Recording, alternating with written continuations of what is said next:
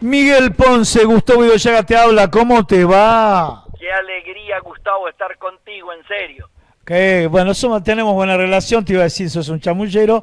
El día martes estuviste en la 770, estaba al aire, pero como teníamos muchas entrevistas, por eso no te pregunté nada. El día martes, bueno, hiciste en la M770, Sí, hiciste un comentario, bueno, muy importante con respecto al límite que un sector del radicalismo le pone a este balotaje. sí, claro, sí, claro.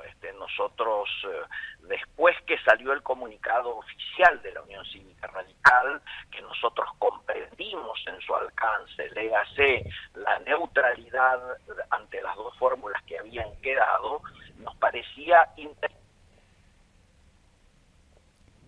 tenido sabor a poco, yo diría, ¿no es cierto? Sí, Es decir, entendíamos que había que plantear la neutralidad, pero también entendíamos que había que fijar muy fuertemente la voluntad de impedir a los 40 años de la democracia que alguien que expresa claramente una mirada antidemocrática y totalitaria, por así decirlo, como quedó reflejado inclusive en el debate de anoche de los vicepresidentes, sí. pudiera llegar a la Casa de Gobierno. Y entonces nos parecía que era importante pedir el voto positivo para la fórmula que impidiera que Milei fuera presidente. Bien. Argumentos, no te los voy a dar yo, quiero escucharte a vos, obviamente. Por supuesto, El por más supuesto. conocido es la bolsa de Puchimo, donde él siente un placer en pegarle con la Correcto. imagen de Raúl Alfonsín. Sí, señor, eso es lo que ha trascendido más. Pero te diría, yo la misma noche del domingo de las elecciones, estando en un canal de mucha audiencia, Sí, lo escucho a Chiche Helblum decir explícitamente, después sí, que habían terminado los discursos y de haber conocido los números, sí. bueno, ya va a ser el futuro presidente Javier Milei, porque todos los votos radicales van a ir ahí. Y yo puse una cara terrible y me dice, parece que Ponce no está de acuerdo, me dice Chiche. Sí, ya lo Y sé. le digo, por supuesto que no.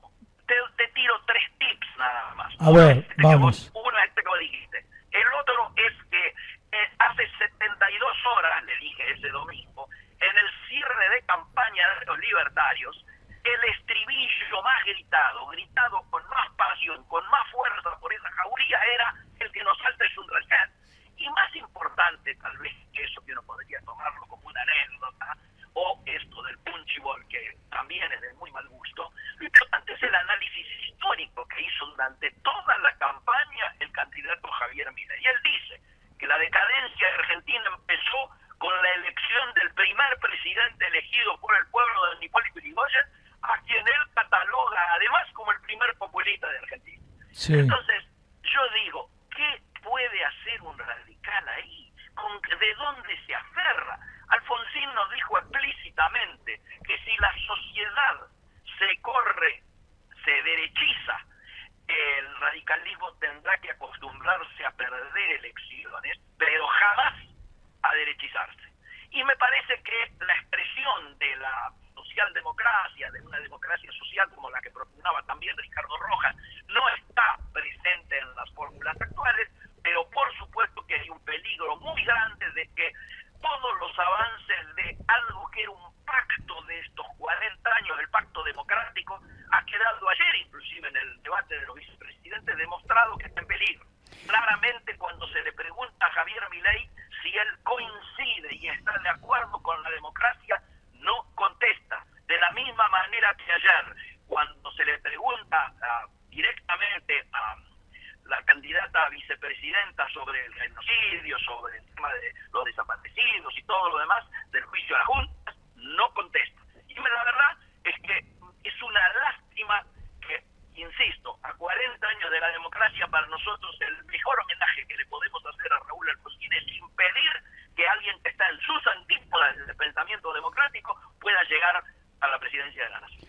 Miguel, ¿cómo le va? Jorge Alfonso. Jorge, Yo me querido. acuerdo que había estado en primera fila en el Congreso justo cuando había ganado Alfonsín.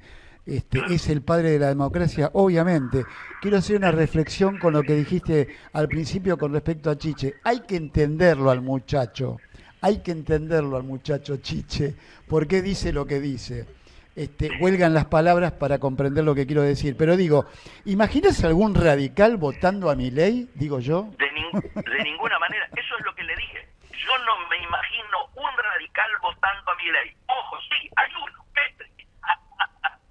¿Quién? Petri Perdón. que hizo una Petri. conferencia de prensa. Ah.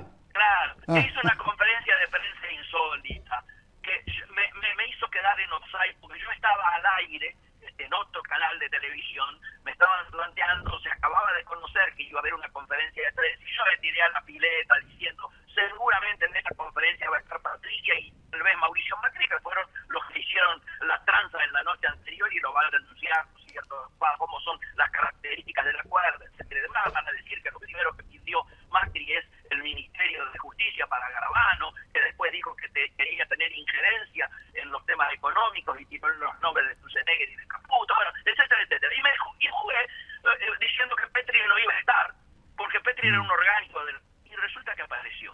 A mí me llamó mucho la atención, ¿por qué? Porque yo tenía la información, y Petri también, que la noche anterior se había reunido el radicalismo mendocino y por unanimidad había resuelto traer a la reunión del Comité Nacional de esa tarde, después de la conferencia de prensa, ya estaba citada para esa tarde, la posición de neutralidad, que es la que finalmente terminó saliendo. Petri, sabiendo esto, y habiendo sido históricamente un orgánico del radicalismo mendocino, esta vez, bueno, siempre hay una primera vez, dicen algunos, ¿no?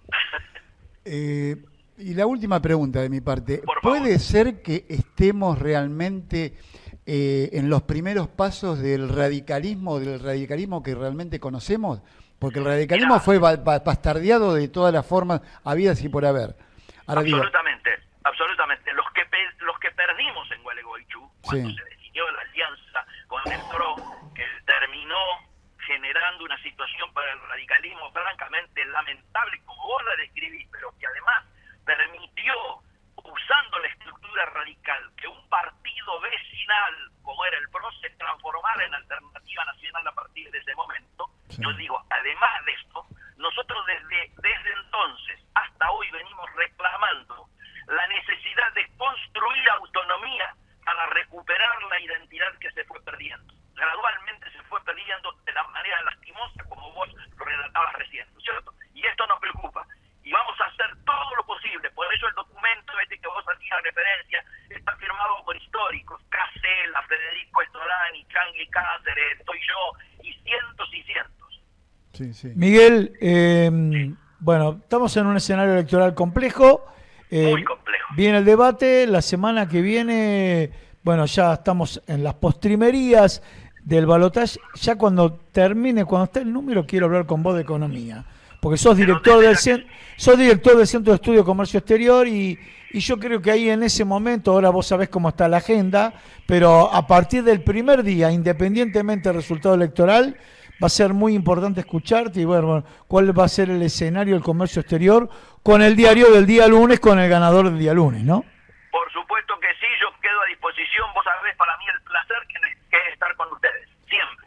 Un gran abrazo, querido Miguel. Gran abrazo, muy buen fin de semana si no hablamos. Chao. Estuvimos con Miguel Ponce, economista, director del Centro de Estudios de Comercio Exterior.